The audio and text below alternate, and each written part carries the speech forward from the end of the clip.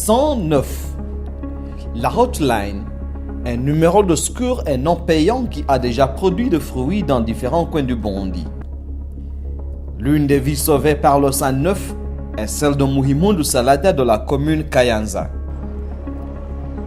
Vers 1h du matin d'un certain mercredi, Salada accouche d'un bébé à la maison. Malheureusement, le placenta ne sort pas. Ne sachant pas à quel sens se vouer, son mari et ses voisins se lancent dans une nuit noire à la recherche d'un véhicule qui peut la transporter à l'hôpital.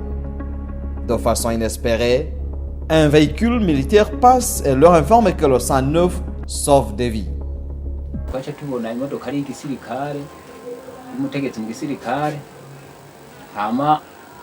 Ndagerageza gusaba abasirikare bamucungire umutekano ati je mfasha mumpe ubu mutegetsi adutize imodokari umuvyeyi ashikane kwa muganga ati cyo tubona twogufasha ati reka tuguhe nimero za Croix Rouge telefone ubaze wumve ko ari cyo bofasha.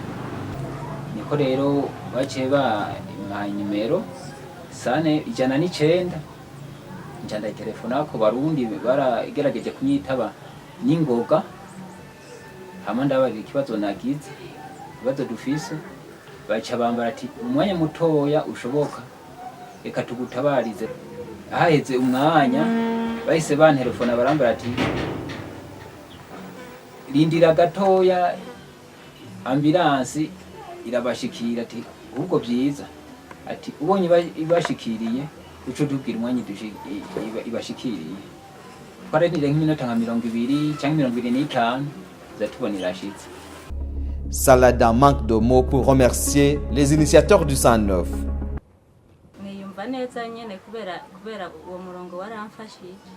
Une autre vie sauvée est celle d'une jeune fille de 18 ans. Elle a quitté sa colline natale pour la capitale burundaise à la quête d'un travail.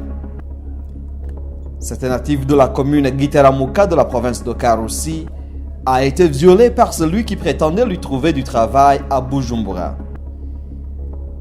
Elle se retrouva dans la rue avant qu'elle se soit servie du 109, le numéro magique.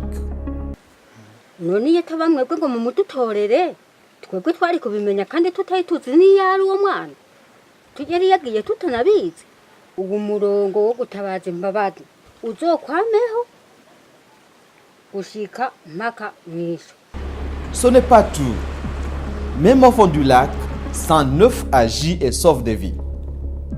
Âgé de 23 ans et pêcheur d'une expérience de 5 ans sur le lac Tanganyika, côté Kavezi, dans la province de Bujumbura, Lionel Iranghunda a failli perdre sa jeunesse dans le lac. Il était -1 quand leur bateau a failli sombrer dans le lac Tanganyika. Un de ses compagnons se rappelle que le 109 est au secours des personnes en détresse. harimo abari basanzwe bazi yuko iyo nimero ikora atamayinita arinze gusabwa yuko ikora uko nyene duca tuyicako duca turabatabaza nabo baratugiriye ingufu kuri iyo nimero baratabariza nyine abakuru baruje mu Gitaza baca barabimenyesha kugira ronka baza kutabara natwe mu mazi je ubwanje uko aho twari turi twabona yuko turi mu mazi abira kuba baratabarije tukava y'amahoro. L'administration à la base se dit également satisfaite du travail qu'effectuent les opérateurs de 109. Ujya mu nama kandi y'abanyagihugu narabanguriye kugira bumve kuzogira ingorane wese ko 19 ashoboye kugira ico avuze akatabarizwa nawe muko abandi biko biragenda. Nukuri turabashimiye Imana izamibaje imbere mu byo muri ko murakora muheza gikwije. Ni Imana ahubwo twavuga ati ko ari yo Mana itikubere. Hajo niyo ubuza utabariza nta na kimwe buri murashikako mugo kubo murongo utabaje ko barakunyarukira kugira mu bahashike. La vulgarisation de ce numéro gratuit dans les écoles, dans les milieux de travail et dans les catégories diverses de la population, de la base au sommet, accroîtrait le nombre de vies qui sont sauvées.